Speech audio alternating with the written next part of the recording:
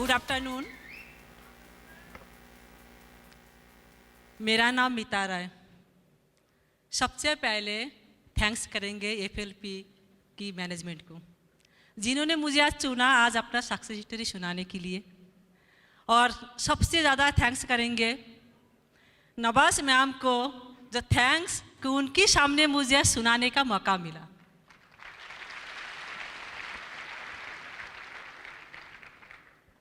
उसके बाद अमरजीत उबी सर और मैम साथ में बैठी हुई है।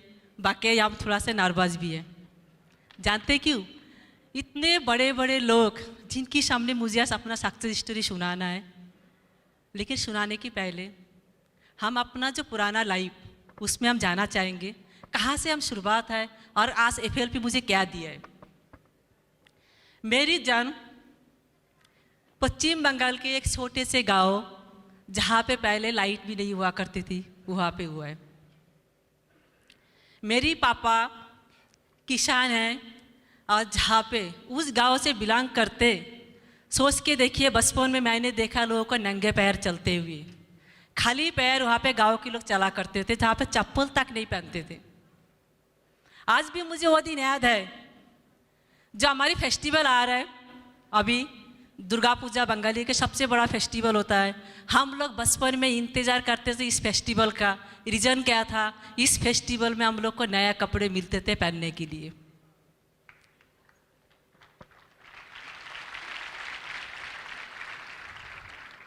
सोचिए उस गांव से हम बिलोंग करते, लेकिन सपने मेरे बहुत बड़े थे।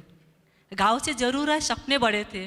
हमारी यह बहुत जल्दी मतलब बचपन में मैरिज हो जाती है। जब हम क्लास 9 में थे तो मेरी शादी हो गई, लेकिन जब शादी हुआ, थैंक्स मुझे बहुत अच्छा हस्बैंड मिला है।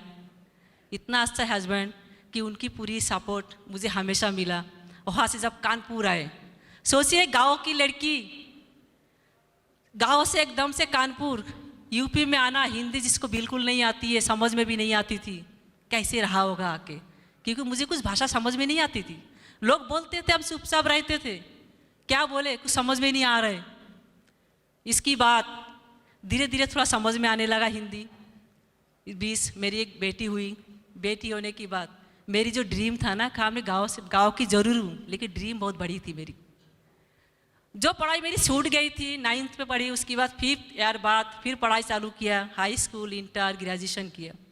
लेकिन उसके बाद मैंने स्टार्ट किया ब्यूटिशियन की कोर्स भी किया, पार्लर का, और सिलाई भी सीखा, क्योंकि मुझे कुछ करना था। क्यों? क्योंकि मुझे ये था कि मुझे अगर हम आए यहाँ पे धरती पे तो कुछ करके तो जाना ही है, ऐसे नहीं मरना है मुझे। ये सोच की वजह से काफ़ी चीज़ें किया, लेकिन उससे हम सेटिस्फेक्शन नहीं थे। इस बीच मुझे हेल्थ चैलेंज आया, आल्सर की वजह से काफ़ी प्रॉब्लम में थी, और इतनी ज़्यादा प्रॉब्लम में थी कि मेरी ज़िंदगी नरक बन चुकी थी। रीज़न क्या है? सोचिए, जब डॉक्टर को दिखाया, कानपुर का सबसे बड़ा डॉक्टर, उन्होंने मेरी पूरा खाना पीना बंद कर चुका था कि एज ए डाइट था उबला हुआ खाना। कि ये लाइफ किसी को अच्छा लगता है? नहीं ना। तो सोच रहे थे कि ये लाइफ से अच्छा तो ख़त्म हो जाना ही बेहतर है, लेकिन कहता ना ऊपर वाले के कुछ मंजूर और ही था। शायद मेरे साथ भी यही है, ऊपर वाले को कुछ और मंजूर था। इस बीच मेरी सिस्टर, जिसको हम तहे दिल से हमेशा शुक्रिया अदा करते, मेरी सिस्टर की नाम है रत्ना विश्वास, जिन्होंने मुझे बुलाया दिल्ली में इस प्रोडक्ट के बारे में मुझे जानकारी मिली, क्योंकि वो यूज़ करती थी। उन्होंने बताया इस प्रोडक्ट को आप यूज़ करो, इससे आपको जो अल्सर की प्रॉब्लम है आपका रिजल्ट आ सकता है। लेकिन शुरुआत में बिलीव नहीं था। क्या बिलीव होता है किसी को? मुझे भी बिलीव नहीं थी। लेकिन जब उन्होंने अपने सीनियर को बुलाया, प्रोडक्ट के बारे में बताया, तो प्रोडक्ट मैंने लिया, एज ए बेमन से लिया।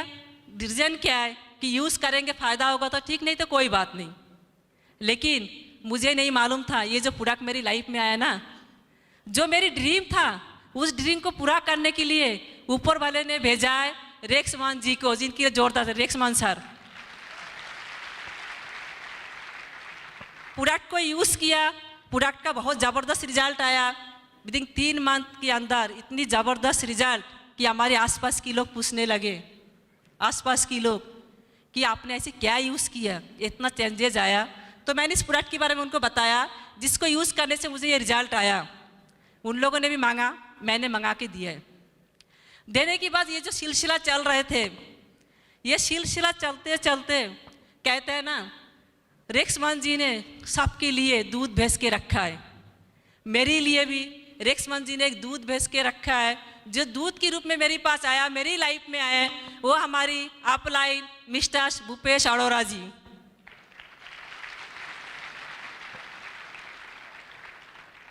जब भूपेश सर को देखा कानपुर में कुछ बिजनेस हो रहा है, तो उन्होंने मेरी सिस्टर से बोला कि आप अपनी जीजाजी और दीदी को बोलिए कि इसकी एक बिजनेस प्लान भी है।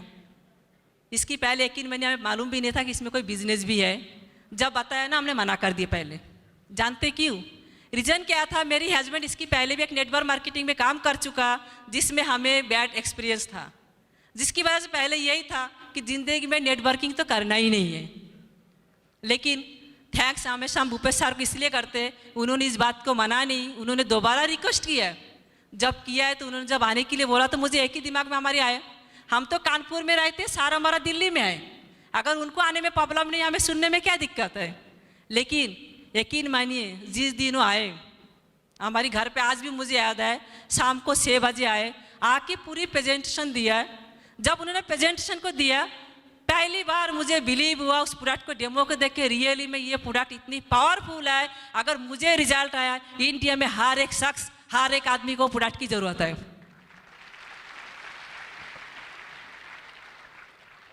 प्रोडक्ट तो देखा, बिजनेस प्लान भी देखा, लेकिन पता है बिजनेस प्लान मुझे कुछ समझ में ही नहीं आया, क्योंकि मुझे इसमें इंटरेस्ट नहीं था। क्योंकि प्रोडक्ट मुझे रिजल्ट आया था, तो प्रोडक्ट के बारे में ज़्यादा हम देख रहे थे।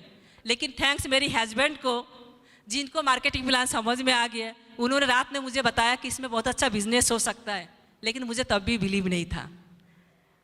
खैर उसके बाद चालू किया काम। चालू करते करते हमारे सीनियर बताते थे कि आप आओ ट्रेनिंग लेने, लेकिन हम लोग बहाना बना देते। बहाना बनाते हैं ना हम लोग, हमने भी बहाना बनाया ट्रेनिंग आने के लिए। नहीं, ट्रेनिंग नहीं आना है, टाइम नहीं है। हर इंसान बहाना बनाते हैं, क्योंकि कहा जाता है लाइफ में 2 ही चीज़ कमा सकते हो, या तो बहाना या तो पैसा। तो बहाना बनाते थे। उसकी बाद ऐसे चल सिलसिला चालू हुआ। चलते चलते जब हमारी सीनियर उन्होंने जब बताया, लेकिन जब समझ में आया कि ट्रेनिंग अटेंड करना बहुत ज़रूरी है, ट्रेनिंग के लिए हम लोग पहली बार गए लखनऊ। हम और हमारी एक मैनेजर है इस टाइम। सबसे बड़ी यूनिक चीज़ देखिए, जो हमारी मैनेजर है, हमारे साथ जो कदम से कदम बढ़ा के चले थे, हाँ मैं बंगाल की, हुआ है महाराष्ट्र की, वो भी वहाँ से आए हुआ है, हम भी बाहर से आए। दोनों मिलके गए लखनऊ। लखनऊ जाके जो पहले ट्रेनिंग पंकज गुप्ता जी को देखा, उन्होंने एक चीज़ बताया था कि उनका जो सर्विस का इनकम और फॉरएवर से 1 करोड़ के ऊपर उस टाइम इनकम कर चुका था। तो मुझे आँख कहते हैं ना, खुली की खुली रहेगी कि फॉरएवर में इतना इनकम हो सकता है। उसकी बाद उन्होंने एक ही चीज़ बताया था वहाँ पे कि यहाँ पे जितने भी लोग बैठे हुए हैं, जितने भी लोग चाहे तो वो भी करोड़पति बन सकता है, लेकिन शर्तें अगर वो चाहता हो। तो मेरे दिल से वो आवाज़ आई है, यस मीता, आप भी यहाँ पे करोड़पति बन सकते हो अगर आप चाहते हो। उस दिन से मेरा शुरू हुई सिलसिला। लेकिन जब हम स्टार्ट करने जाते क्या होता है, चैलेंज। मेरी सबसे पहले चैलेंज क्या था, मेरी हिंदी। किसी को समझाने जाए मेरी आधी बात समझ में ही ना आए। मुझे समझाना कुछ और है, उसको समझ में कुछ और आते थे। बहुत ज़्यादा चैलेंज, लेकिन मैंने हिम्मत नहीं हारी। हिम्मत इसलिए हारी क्योंकि ये जो सिस्टम है, FLP का सिस्टम बहुत पावरफुल सिस्टम है। अगर आप लगे रहो, कहते लगे रहिए, सक्सेस तो आपको होना ही है। एक बार ये भी याद आए, एक बार हम प्लान देने जाने रहे थे मेरी हस्बैंड के साथ। हमारे पास एक स्कूटी थी, पुरानी स्कूटी, उसे प्लान देने जा रहा है दोनों। रास्ते में एक्सीडेंट हो गया। मेरे हाथ पैर छिल गए, टूट गए, मतलब काफ़ी बुरी हालत में थे हम। हमारी जो डेमो दिखाने की जो बिटाडिन का शीशी जो होता है, टेंजार आयोडीन, वो भी टूट चुका था। लेकिन हिम्मत नहीं आ रही। उसकी बाद भी हमने जाके प्लान दिया, और जिस घर में प्लान दिया ना, उसकी बाद तो मुझे लगा कि अगर ये जो चैलेंज आ रहा है ना, ऊपर वाले मुझे सक्सेस करने के लिए चैलेंज दे रहे हैं हमें।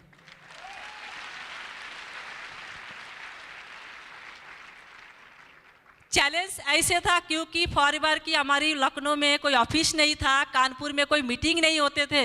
जब लोगों को हम लोग बताते थे कि हम लोग को चलना है ट्रेनिंग में, हम लोग को ट्रेनिंग के लिए दिल्ली मेरठ आना पड़ता था।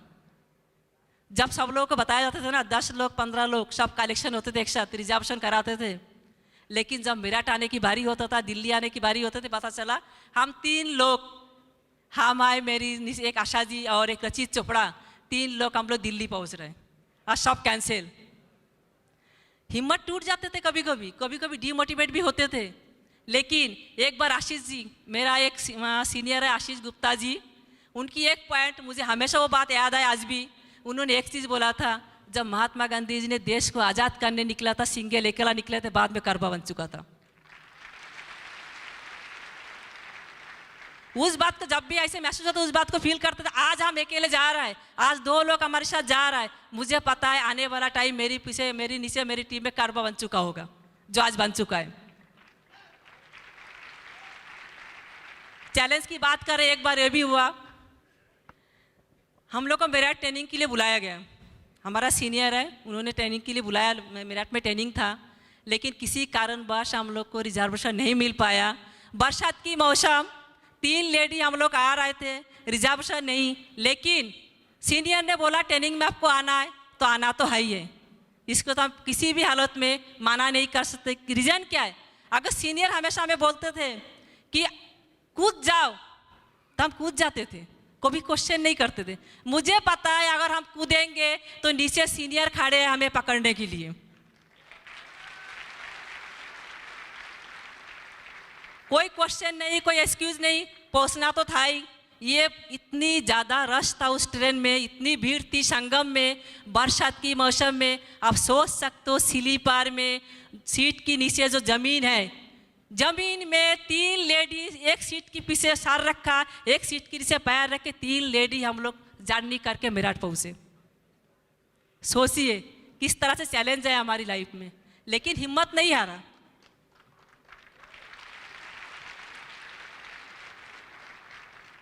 मैनेजर बने, फिर मैनेजर बनने की बाद लाइफ स्टाइल तो सभी का चेंज आता है।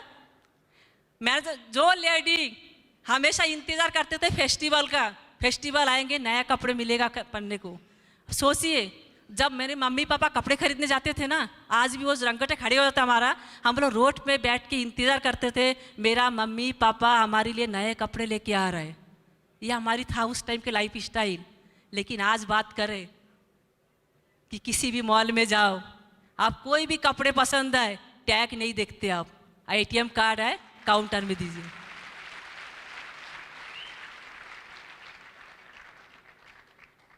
मेरी लाइफ में, फैमिली में, हमारी खानदान में, चाहे मायके या ससुराल, कभी भी किसी ने इंटरनेशनल टूर नहीं किया। जब हमारा पहले अचीवमेंट लंदन का चेयरमैन बोनस हुआ, जब मेरी पापा को पता चला, मेरी पापा की आंखों से आंसू निकाल आया, क्योंकि बेटी आपने जो करके दिखाया ना, हमारी खानदान में आज तक किसी ने करके नहीं दिखाया। मुझे गर्व है आप पर, मुझे गर्व है कि जब आप ये बात आप पूछिए, जब पता चलता है ना, आपको आंखों में भी आंसू आता है कि मुझे गर्व है कि आप मेरी बेटी हो। गर्व है, मेरी पापा का ये लफ्ज़ था उस टाइम।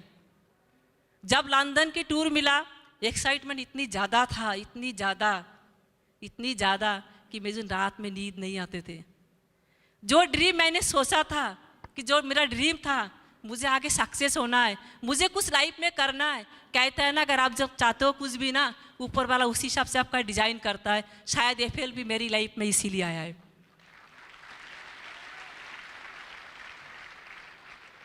पहले लंदन टूर, उसकी बाद फिर आपका ईगल मैनेजर अमेरिका की, उसकी बाद आपका सिंगापुर की, फिर मैक्सिको, कैनकुन, सारे जगह के जो एक्सपीरियंस है ना, सब जब गए, उसकी जो महसूस किया ना, कभी कभी ना मेरी आंखों में आंसू आ जाते थे कि अगर हम FLP पे नहीं आते, आज भी उस कीड़े मकड़े की ज़िंदगी जी रहे होते।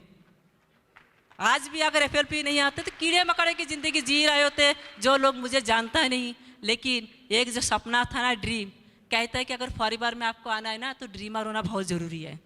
अगर आप ड्रीमर हो तो फॉरएवर में आप सक्सेस हो सकते हो 100%। लेकिन अगर ड्रीमर नहीं है ना, फॉरएवर उसके लिए नहीं है।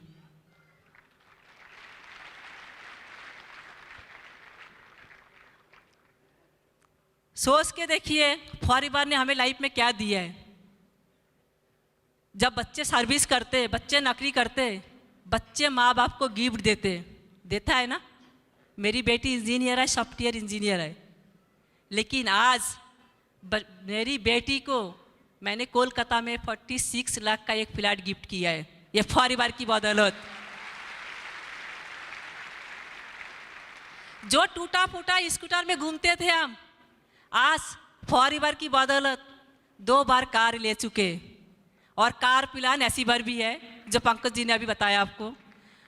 रिक्वालीफाई फिर अभी हो चुका है, इस बार मैगजीन में पिक्चर फोटो भी आ जाएगा हमारा। लेकिन सोचिए फॉरीवर क्या नहीं दे सकते आपको। आप जो चाहोगे ना, फॉरीवर आपको हर वो चीज़ जो दे सकते हैं जो आप चाहते हो अपनी लाइफ में।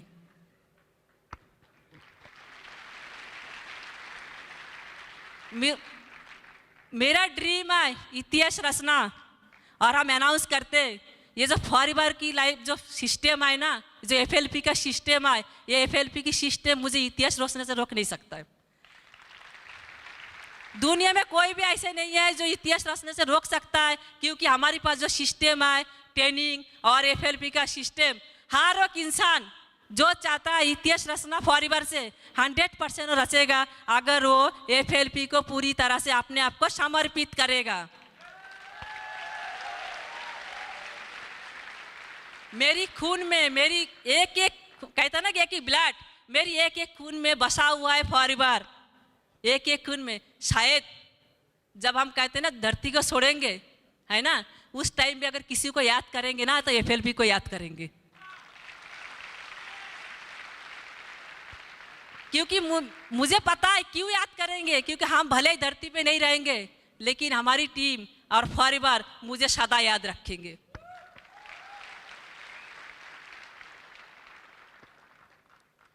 और यहाँ तक पहुँचाने का जो श्रेय जाता है, सबसे पहले हम कभी भी अपनी अपलाइनी को नहीं भूलते।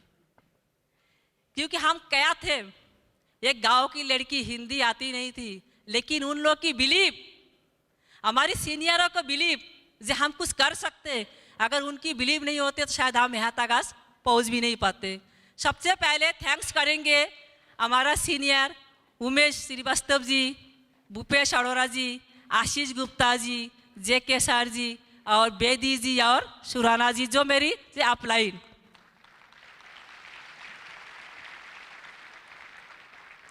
थैंक्स करना चाहेंगे मेरठ कोर ग्रुप,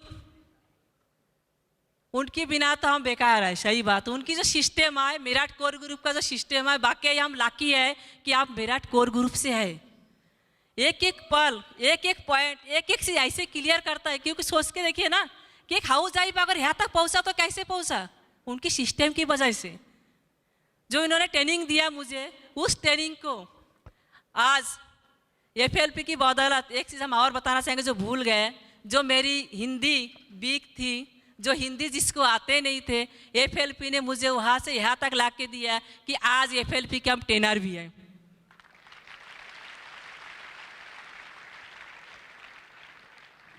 साथ में थैंक्स करना चाहेंगे अमरजीत उबी सर का। बाकी उनकी जब ट्रेनिंग हम अटेंड करते हैं ना, हमेशा जब भी उनकी ट्रेनिंग मुझे मौका मिलता है हम देखते, तो उनकी ट्रेनिंग में जो कल्चर सिखाया जाता है ना, वो कल्चर देख के मुझे बहुत अच्छा लगता है कि उनके अंदर क्या है, एक अच्छा समाज निर्माण करने का। बहुत से कंपनी आए मार्केट में, बहुत से कंपनी है, पैसा कमाने के लिए हो सकता है आपका जरिया बने, लेकिन जो कल्चर फॉरएवर सिखाते हैं ना, ये कल्चर आपको कहीं नहीं मिलेगा।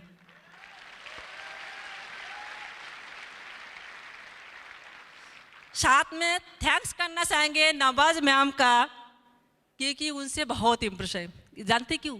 मुझे आज ये लेडी पूरा दुनिया में तहलका मचा रखा है फॉरएवर के माध्यम से।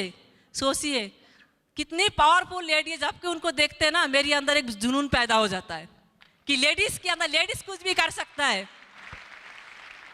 दूसरा, हम उनको कभी नहीं भूल सकते निकिता मैम को। जब भी आप मिलते हैं ना निकिता मैम से बहुत खुश हो जाते हैं, उनके गले लग जाते जाके। जानते कि उनसे मुझे पावर मिलता है। यस, मैम इतनी अच्छी तरह से मैनेजमेंट को मेंटेन करते, इतनी अच्छा उनकी मैनेजमेंट है, उसको देख के हम सोचते रह जाते, सोचते कि हम लाकी है कि निकिता मैम भी हम लोग के साथ है। बाकी मैनेजमेंट उनकी बहुत पावरफुल है।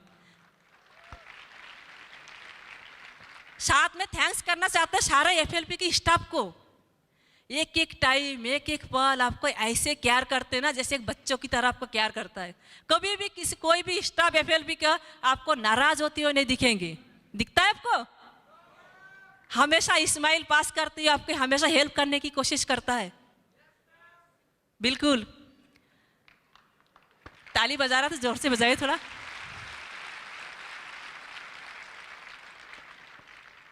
साथ में थैंक्स करना चाहते हैं रेक्स वन सर को, जिन्होंने धरती में इतनी बेहतरीन प्रोडक्ट लेके आया, इतनी अच्छा अपॉर्चुनिटी लेके आया। हमारी साथ साथ पता नहीं कितनी करोड़ों लोगों को लाइफ को बदल चुका है, और आने वाला टाइम कितनी लोगों को लाइफ को बदलने वाला है। लेकिन सबसे बड़ा जो थैंक्स मेरी तहे दिल से हम करते हैं मेरी हस्बैंड को, जिनकी सपोर्ट के बिना कुछ भी नहीं हो सकता था। उन्होंने एक डायरेक्टर का रोल प्ले किया मेरी लाइफ में। उन्होंने हमेशा मुझे उत्साहित किया, हमेशा जब भी जरूरत पड़ा हर जगह पे उन्होंने, क्योंकि जब नौकरी की वजह से वो सामने आ नहीं सकते थे, बिजनेस में इतना टाइम दे नहीं सकते थे, लेकिन उन्होंने मेरा हमेशा हिम्मत बढ़ाया कि कर सकते हो आप, बिल्कुल कर सकते हो। उनकी हिम्मत की वजह से भी आज हम यहाँ पे हैं। और थैंक्स करना चाहते हैं मेरी सक्सेस लाइन, जिससे हम बहुत प्यार करते हैं। जो भी आज है हम अपनी सक्सेस लाइन की वजह से है। और सबसे बड़ी चीज़ एक चीज़ हमेशा बताते हैं, अगर आप अपनी सक्सेस लाइन को ना, मेरी जो सोच है, माँ की तरह प्यार करते हैं।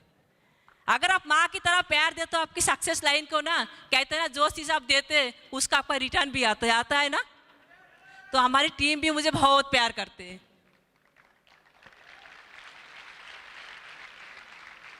हम थैंक्स करना चाहते हैं सारे ऑडियंस को, जिन्होंने मुझे इतना ध्यान से सुना। शायद बहुत लोगों को अभी भी मेरी हिंदी में थोड़ा सी दिक्कत लगी होगी। थैंक्स करना चाहते हैं, आप लोग बहुत ध्यान से इसको सुना है।